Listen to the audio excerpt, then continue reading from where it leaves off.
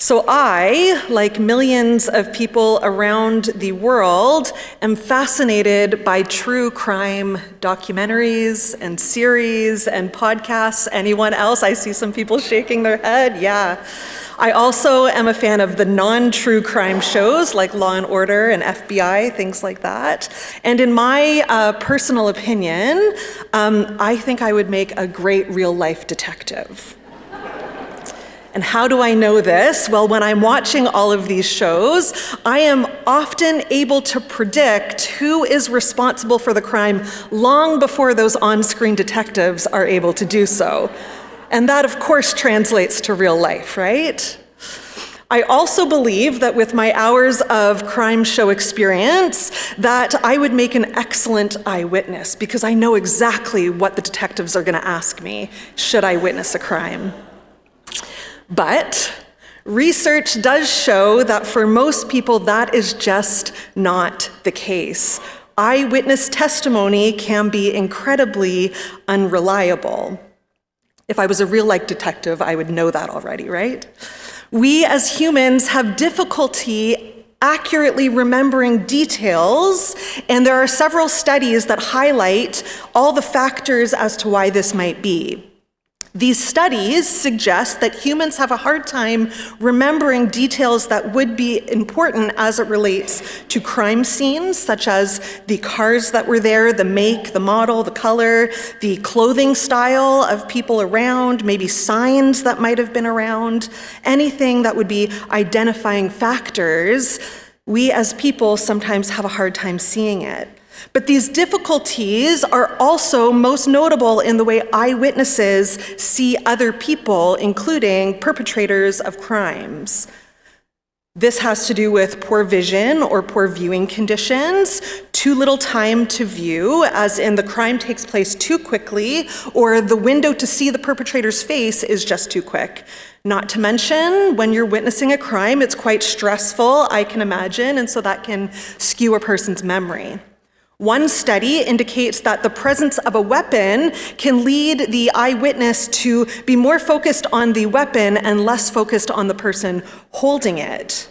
There's also a delay in witnesses coming forward to share those details with authorities, and being asked to identify a person of a different race than one's own has proven to be oftentimes inaccurate, especially when we're using things like photo array or lineups. At times, people have a hard time seeing and remembering the details, have a hard time seeing and remembering other people. And as I was reading our passage of scripture for this morning, I couldn't help but think about the man at the pool of Bethesda. While he didn't necessarily witness a crime, by many people's accounts, he was asked to be an eyewitness to something that happened to him directly. And when he was asked about who was responsible, he had no idea who was actually responsible. Or perhaps we can put it in this way: the man couldn't see Jesus. John 5 starts by the pool of Bethesda in Jerusalem. And the name Bethesda is of Hebrew origin, and it means house of mercy. It was widely believed that the waters in the pool held curative power. The waters would be stirred, and the first person to enter the water would be healed of whatever was afflicting them. So it would come to reason that this drew a pretty big crowd. Verse 3 indicates that people who were blind and paralyzed or experiencing other forms of disabilities would spend their days by the pool of Bethesda, waiting and hoping that the waters would not only stir, but that they would be the lucky first person to enter the water and receive healing. This is where Jesus enters the scene, and he zeroes in on one man. A man, it says in verse 5, who had been an invalid for 38 years. This was a long-term, well-established, deep-rooted affliction. A man who had lived a hard life and was seemingly lonely, and maybe even a little bit helpless. He says in verse 7, "I have no one to help me into the pool when the water is stirred." While we can't say for certain, it does seem as though he has no family who are able or willing to sit with him and wait patiently for his opportunity. No friends willing to be a part of his healing journey, no close relationships to help him into the water. This is the man that Jesus approaches, vulnerable, hurting, helpless, lonely. The interaction between the man and Jesus was minimal, but the impact on his life was extraordinary. You would think that the man would never forget. You would think that the person responsible for the healing would be etched into his mind for all eternity. You would think that the man would know exactly who it was that came and changed his life. But as we know, eyewitness account is not always reliable. And so if we were to look further down in the passage, we read in verses 12 to 13, "So they," being the Jewish leaders, "asked him, 'Who is this fellow who told you to pick up your mat and walk?' The man who was healed had no idea who it was. Jesus had slipped away into the crowd. He had no idea. The man couldn't see Jesus. He had no idea who had given him the gift of healing, no idea who had changed his life, no idea who was responsible. The man went from vulnerable and helpless to whole and healed, and he was unable to identify the one person responsible. The man couldn't see Jesus. But isn't it fair to say that at times people just can't see Jesus? At times, we as Christians even struggle to see Jesus in the midst of our own circumstances. Just like the man, at times we are unable to recognize Jesus doing the life-changing work in our lives. We reap the benefits, we see the change, we experience the extraordinary, but we can't see Jesus. It seems the reason for missing Jesus in our circumstances is because we are either too overwhelmed by the stuff we are going through, or we simply don't see it as God's hand at work.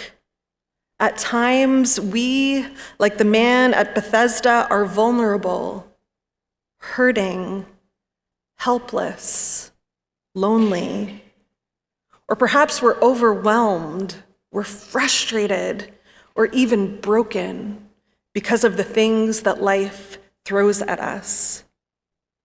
When we ourselves or our loved ones receive a difficult diagnosis or have to go through difficult treatments, when we experience financial uncertainty, when we experience delays in our immigration process, when we experience the breakdown of a relationship, when we experience challenges at work or rebellion from our children, when we experience all the unknowns that life throws at us. The list goes on and on and on. But when we're in the midst of the chaos of life, at times all we can see is chaos. We get caught up in what's going wrong and what is dragging us down, and we can't see any good in it, and we most certainly can't see Jesus. And even if we do see beautiful things happening in the midst of it all, at times we don't recognize it or credit it as God's handiwork. We see the meals that show up on our doorsteps as a kind neighbor. We see the restful night's sleep as a benefit, but nothing more. We see the supportive shoulder of family and friends just as people being good people. We take the advancement and the training of the medical field for granted, and the list goes on and on. Because at times we fail to see that God knew exactly what we needed. He knew exactly what we needed in this particular season of our life, and he was the one that made things happen. He stirred the hearts of people, and they became his hands and his feet in our lives. At times, we just can't see Jesus. but that doesn't mean he hasn't shown up. The man in our text may not have been able to see Jesus, but Jesus certainly saw him. Jesus showed up for him. Verse 6 says, when Jesus saw him lying there and learned that he had been in this condition for a long time, he asked him, "Do you want to get well?" Jesus noticed the man, learned about him, and then spoke to him. Do you want to get well? This may seem like a simple question. It might even seem like a bit of an odd question because, of course, he would want to get well, right? But Jesus asks the man, "Do you want to get well?" And those words invite the man into Jesus' presence. When Jesus says, "Do you want to get well?" he is drawing the man to himself. He is now a part of that man's story for the rest of his life, whether the man can see it or not. Verse 3 says that there was a great number of people by the pool.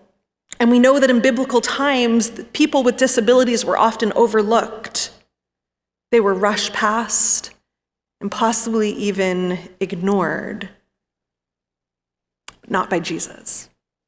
Jesus goes to the man and doesn't immediately offer healing, but he goes to the man and he speaks to him. He offers the man dignity. He offers the man a chance to share what he wants. He gives the man a voice. Jesus is standing before him, looking him in the eye, allowing him to speak.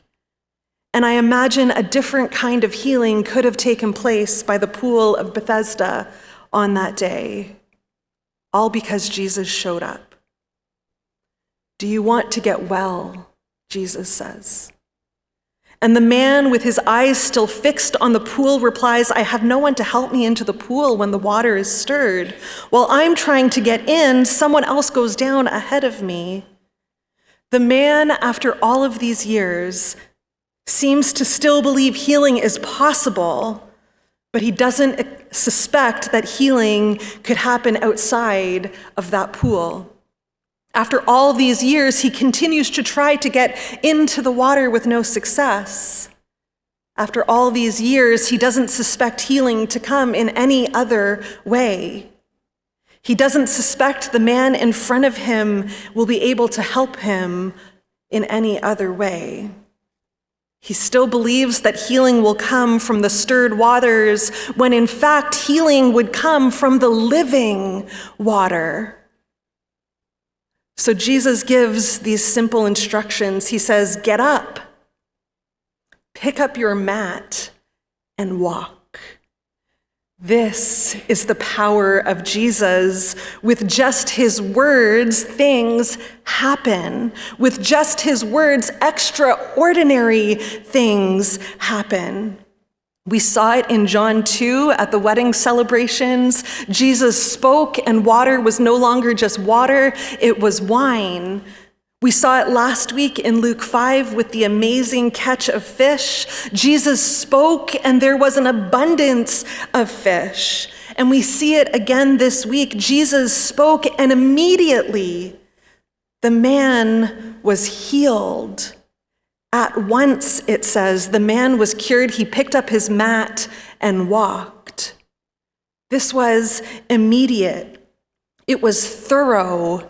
It was a deep-rooted healing. A man unable to walk for close to 4 decades stood up, picked up his mat, and walked. That is the power of Jesus. That is the power of our God, even when humans can't see him. This is what happens when Jesus showed up. Excuse me. Now, Jesus might not be physically standing in front of you this morning. He might not be asking you, do you want to get well?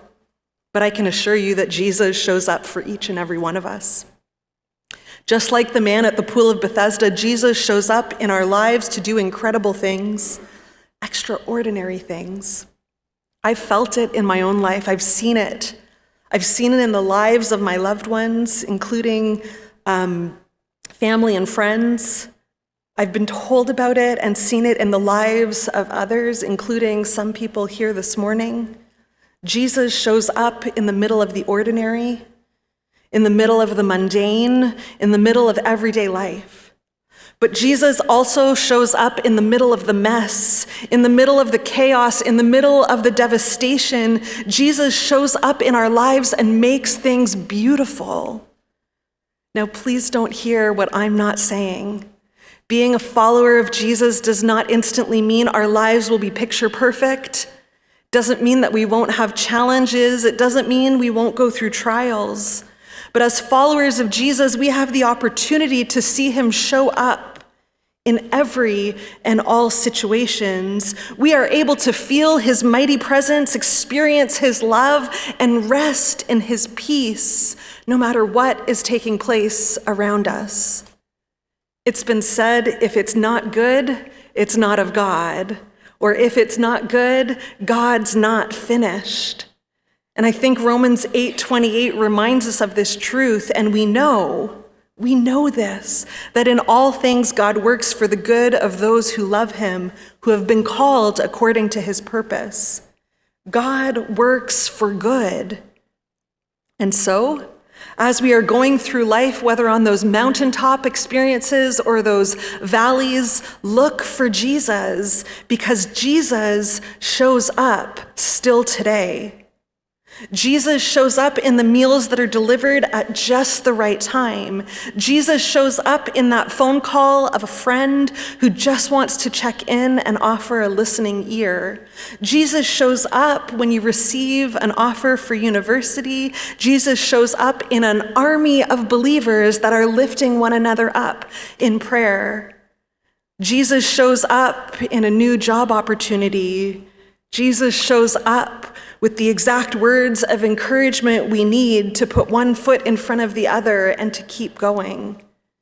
Jesus shows up when inexplicable peace and love and hope overflows into our lives.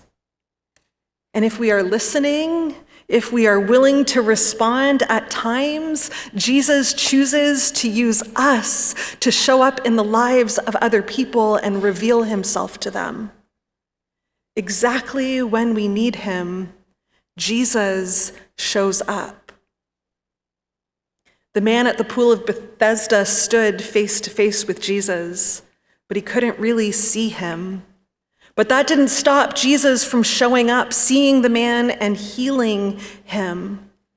And the same is true in our lives. Jesus is present even when we fail to see him. Maybe today you find yourself in a place of struggle, waiting for something to change. Maybe you're so focused on the chaos, the hurt, or the uncertainty, and you don't realize Jesus is already at work. I can assure you of that. But just as he did with the man by the pool, Jesus shows up. He's offering healing. He's offering love, restoration, peace, wholeness, and hope. He's offering to take the ordinary and make it extraordinary. Do you want to get well? Friends, the challenge for us today is this: will we open our eyes to see Jesus? Will we recognize his presence in the kindness of a friend, the peace that carries us through, or the unexpected provision that arrives just in time? Even when we don't see him, he is working. Even when we don't understand, he is working. Even when we feel alone, he's never left us. So let's open our eyes. Let's trust in his goodness. Let's lean on his faithfulness as we walk forward in faith, because Jesus, he always shows up.